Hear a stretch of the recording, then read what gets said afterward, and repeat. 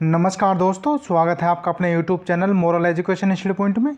दोस्तों, आज हम आपको सिकंदर महान से महत्वपूर्ण टॉपिक कराने जा रहे हैं जो आपके परीक्षा के दृष्टिकोण से महत्वपूर्ण है। साथियों, इससे परीक्षाओं में प्रश्न खूब पूछे गए हैं और आपके आने वाली परीक्षा में भी प्रश्न देखने को मिल सकता है। तो साथियों, वीडियो में तक बने रहें और हमारे चैनल को सब्सक्राइब करें, वीडियो को लाइक और वीडियो को ज़्यादा से ज़्यादा शेयर करते रहें। तो साथियों, जानते हैं महान सिकंदर के बारे में।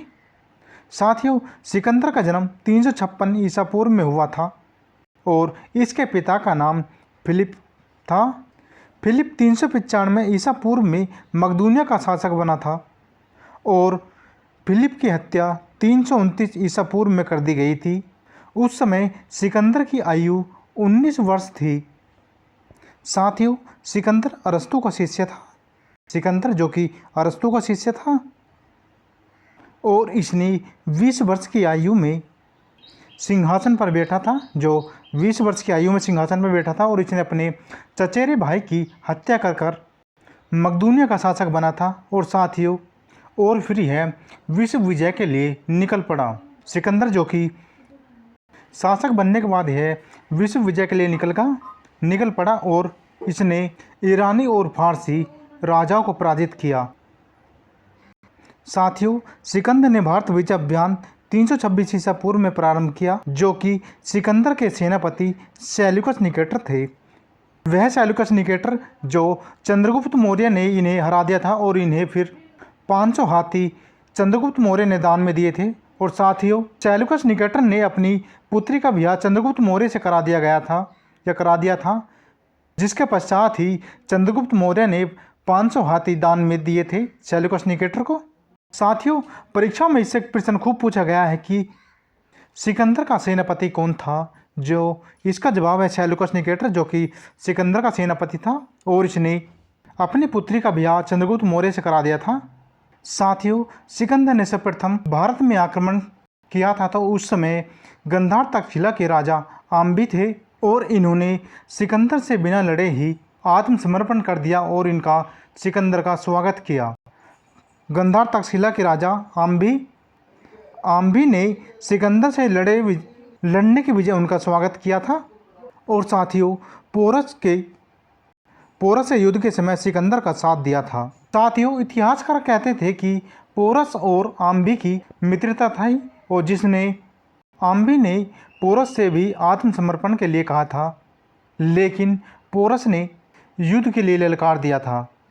साथियों, सिकंदर को पंजाब के शासक पोरस से युद्ध करना पड़ा, जिसे हाइडेस्पीच का युद्ध या झेलम या बितिस्ता के युद्ध के नाम से जाना जाता है। साथियों, इससे कई बार परीक्षाओं में प्रश्न पूछा जा चुका है कि हाइडेस्पीच का युद्ध किस किस के मध्य हुआ था, जिसमें सिकंदर और पोरस के मध्य यह युद्ध हुआ था, जिसमें सिकंदर ने पोरस को हरा दिया था, जिसमें सिकंदर के पास अधिक सेना होने के कारण पोरस को यह युद्ध हरा दिया था। साथियों, पोरस की यह बहादुरता देख के सिकंदर ने पोरस को कुछ क्षेत्र तथा उसका सिंहासन वापस दे दिया। साथियों, सिकंदर की सेना ने व्यास नदी के पश्चिम तट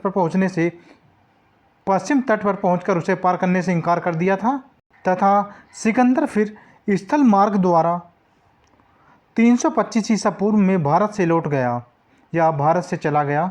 साथियों, सिकंदर की मृत्यु 323 ईसा पूर्व में बेबीलोन में 33 वर्ष की अवस्था में हो गई थी। साथियों, जिस समय भारत पर आक्रमण किया था सिकंदर ने, तो उस समय नंद वंश का शासक घनानंद शासन करता था, जिसके चर्चे दूर दूर तक थे और सिकंदर बिना युद्ध करे ही या घनानंद से बिना युद्ध करे ही वापस चला गया था। साथियों, सिकंदर की सेना घायल हो जाने के कारण वह आगे नहीं बढ़ पाई और वह वापस चली गई, जो 323 ईसा पूर्व में बेबीलोन में 33 वर्ष की अवस्था में सिकंदर की मृत्यु हो गई थी। और साथियों, इससे भी परीक्षा में प्रश्न बन चुका है कि सिकंदर की मृत्यु कब हुई थी। जो 323 ईसा पूर्व में बेबीलोन में 33 वर्ष की अवस्था में इनकी मृत्यु हो गई थी। और साथियों, सिकंदर के जल सेनापति का नाम निराकस था। सिकंदर का प्रिय घोड़ा वो केफला था और इसी के नाम पर झेलम नदी के तट पर वो केफला नगर बसाया था, जो सिकंदर द्वारा ही इसके घोड़े के नाम पर ही यह नगर बसाया था, जिसका नाम बौकेफला था। साथियों, आपकी परीक्षा में इससे बाहर प्रश्न नहीं आएगा और इससे आने वाली परीक्षा में 1 से 2 प्रश्न बनने की उम्मीद है। साथियों, इससे एक प्रश्न और पूछा जाता है कि बौकेफला नगर किसने बसाया था, तो बौकेफला नगर जो कि सिकंदर ने बसाया था और यह इसके घोड़े के नाम पर यह शहर बसाया था। तो साथियों, ये थे सिकंदर से महत्वपूर्ण बिंदु जो आपके परीक्षा के दृष्टिकोण से महत्वपूर्ण हैं।